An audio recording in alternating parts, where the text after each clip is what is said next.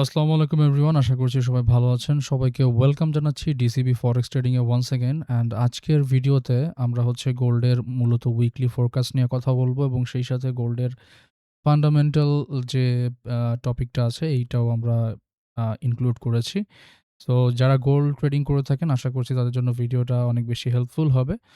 এবং ভিডিও শুরুর আগে সবাইকে বলব যারা নতুন আছেন আমাদের ইউটিউব চ্যানেলে চাইলে সাবস্ক্রাইব করে ফেলতে পারেন। প্রতি সপ্তাহে অ্যানালাইসিস ভিডিও এবং সেই সাথে আমরা লাইভে এসেও আপনাদের সাথে মার্কেট অ্যানালাইসিস করি এবং আমাদের টেলিগ্রামের যে ফ্রি কমিউনিটি আছে সেখানেও জয়েন করতে পারেন আরও আপডেটস পাওয়ার জন্য।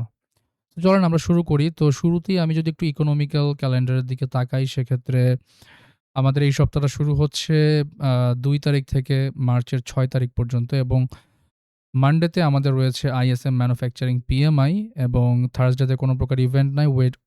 ওয়েডনেসডেতে আমাদের এডিপির নন ফার্ম এমপ্লয়মেন্ট চেঞ্জ এবং আইএসএম সার্ভিসেস পিএমআই রয়েছে। থার্সডেতেও আনএমপ্লয়মেন্ট ক্লেম আছে এবং ফ্রাইডেতে আমাদের এনএফপি রয়েছে এবং সেই সাথে average hourly earning, core retail sale, unemployment rate সহ আরও বেশ কয়েকটা হাই ভলিউমের আপনার ডেটা রিলিজ হবে। এবং গোল্ডের লেটেস্ট যে নিউজ রয়েছে, এই নিউজটা যদি আমি আপনাদেরকে মোটামুটি এখান থেকে বিশ্লেষণ করি, সেক্ষেত্রে এখন জিওপলিটিক্যাল টেনশনটা কিন্তু খুব বেড়ে গেছে। মেইন রিজন হইতেছে Iran versus US plus Israel tension এবং স্ট্র্যাটেজিক যে অ্যানালাইস্ট তারা বলতেছেন যে ইরানের নিউক্লিয়ার প্রোগ্রাম নিয়ে টেনশন বাড়ার কারণে প্রিসিয়াস যে মেটালগুলো রয়েছে লাইক গোল্ড, সিলভার এইগুলা রিস্ক প্রিমিয়াম অ্যাড হচ্ছে। ইউএস আবার নতুন স্যাংশন দিয়ে প্রেশার বাড়াচ্ছে। এখন এই মার্কেটের রিঅ্যাকশন যদি আমি ওভারঅল আপনাকে সামারাইজ করি সেক্ষেত্রে জিওপলিটিক্যালি একটা uncertainty main safe haven demand increase, তাই আপনার এই গোল্ড এবং সিলভার ইনস্ট্যান্টলি কিন্তু আসলে রিঅ্যাক্ট করতেছে। অ্যানালাইস্টদের এক্সপেকটেশন মানডে মার্কেট ওপেন হয়ে একটা হাই ভোলাটাইল সেশন হতে পারে।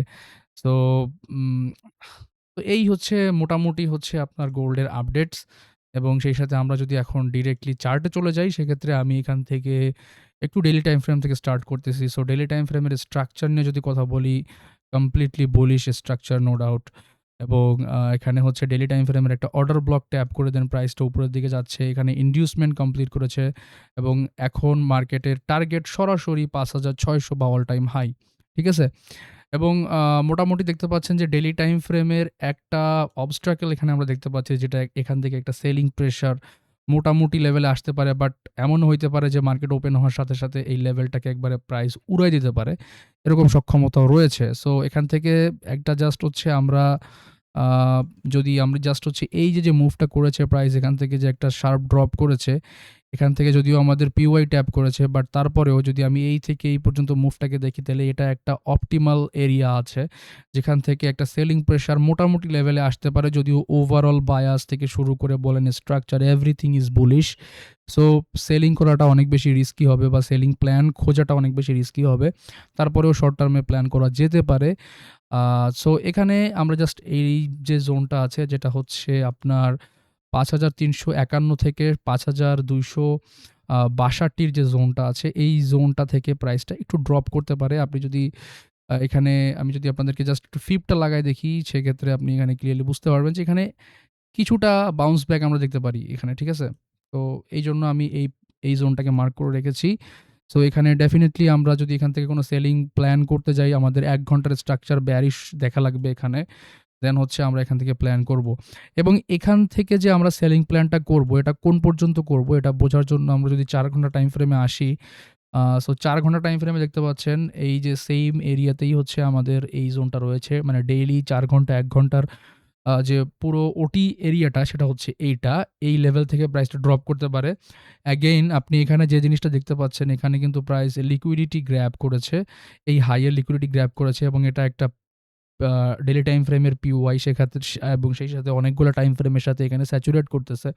সো ওভারঅল যদি আমরা এই জায়গাটার কথা চিন্তা করি সেক্ষেত্রে এখান থেকে একটা যে ফলটা আসবে এই ফলটা এক্স্যাক্টলি আমাদের প্রিভিয়াস এখানে দুটো আনমিটিগেটেড পিওয়াই দেখতে পাচ্ছেন। একটা এটা ৪ ঘন্টা টাইম ফ্রেমের, আরেকটা এটা। এই ২টা পিওয়াই অলরেডি এখানে মিটিগেশন দিয়ে গেছে। আপাতত এই ২টা জোন অ্যাভেলেবেল আছে। সো এই জোন কভারেজ করার জন্য প্রাইসটা এদিকে আসতে পারে। সেক্ষেত্রে এখানের যে লিকুইডিটিগুলো আছে এগুলোও প্রাইস হান্ট করবে বলে আমি আশা করতেছি। সো সেক্ষেত্রে খুব ভালো হয় যদি আমরা এই সপ্তাহে প্রাইসটাকে ৫,০৭৬ থেকে ৪,৯৯০ এর মধ্যে দেখি, then we can plan for buy. So এখান থেকে হচ্ছে আমরা বাইং প্ল্যান করতে পারি এবং সেই সাথে যদি প্রাইসটা এখানে আসে, এটা আমাদের এক্সট্রিম এরিয়া, যেটা প্রিভিয়াস একটা এক্সট্রিম অর্ডার ব্লক ছিল।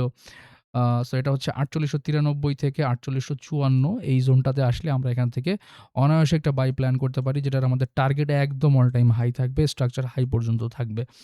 সো আশা করছি ৪ ঘন্টা টাইম ফ্রেমের যে ব্যাপারটা এটা বুঝতে পারছেন। এখান থেকে প্রাইসটা বাউন্স ব্যাক করে মূলত আমি যদি এখানে ৪ ঘন্টার রিসেন্ট স্ট্রাকচারটা আপনাকে রিসেন্ট যে ইন্টারনাল স্ট্রাকচারটা আছে এটা নিয়ে যদি কথা বলি, সেক্ষেত্রে আপনি দেখতে পাচ্ছেন যে এখানে কি করছে, প্রাইস ইনডিউসমেন্ট নিছে।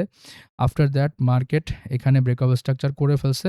সো যেহেতু এখানে ব্রেকআপ স্ট্রাকচার করে ফেলছে এবং একটা পিওয়াইতে সে এখানে ট্যাপ করেছে, সো এই হাইয়ের লিকুইডিটি নিয়ে দেন হইতেছে প্রাইস এই নিচের যে লিকুইডিটিগুলো এখনো অ্যাভেইলেবল আছে, লাইক রাইট নাও আমাদের এটা হচ্ছে change of character area for H4 time ফ্রেমের ইন্টারনাল স্ট্রাকচারের কথা বলতেছি।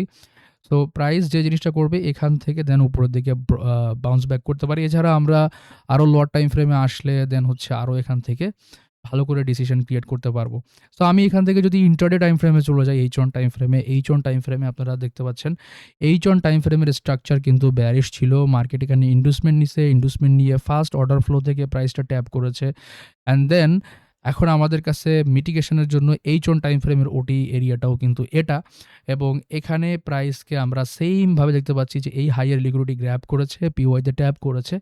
এখন যদি আমরা এখানে এই জোনে থাকা অবস্থায় যদি আমরা দেখি যে সেম টাইম ফ্রেমের স্ট্রাকচার এমএসএস করতেছে অথবা হচ্ছে এখানে সিআইএসডি করতেছে, অথবা আমি যদি এখান থেকে lower time frame 5 minute time ফ্রেমে যাই, 5 মিনিটে যদি আপনি দেখেন যে এখানে প্রাইসটা অনেকটা এরকম স্টার্ট করছে, যে যেহেতু এখান থেকে প্রাইসটা কমপ্লিটলি বুলিশ ছিল, সো এরকম করে ইন্ডুসমেন্ট নিয়ে দেন হচ্ছে প্রাইসটা উপরের দিকে উঠতেছে।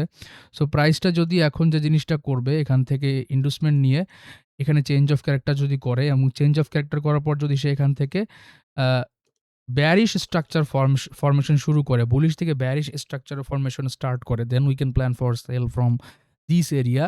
এবং আমি আবারও বলতেছি যে মানডেতে মার্কেট ওপেন হওয়ার পরে আমরা অনেক বড়সড় একটা ভোলাটিলিটি মার্কেটে লক্ষ্য করতে পারি। সো সবাইকে পরামর্শ থাকবে যে আপনারা এই সপ্তাহটা অনেক হচ্ছে ডিসিপ্লিন থেকে দেন হচ্ছে প্ল্যানগুলো করবেন। এই সপ্তাহটা কিন্তু অন্য সপ্তাহের মতো যারা স্ক্যাল্পিং ভাইয়েরা আছেন, যারা স্ক্যাল্প করে থাকেন, স্ক্যাল্পিংটা অনেক বেশি রিস্কি হবে। সো সবাইকে বলব আপনারা চাইলে অন্যান্য যে কারেন্সি পেয়ারগুলো আছে সেগুলোতে শিফট করতে পারেন।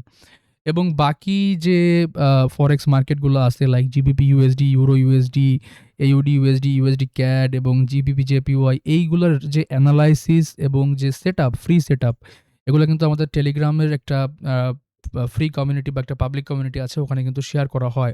সো আপনারা চাইলে জয়েন করে ওই অ্যানালাইসিসগুলো দেখতে পারেন, লার্নিং করতে পারেন, অথবা আপনি আপনার মতো করে প্ল্যানও করতে পারেন যদি আপনার সাথে আমার অ্যানালাইসিসটা মিলে।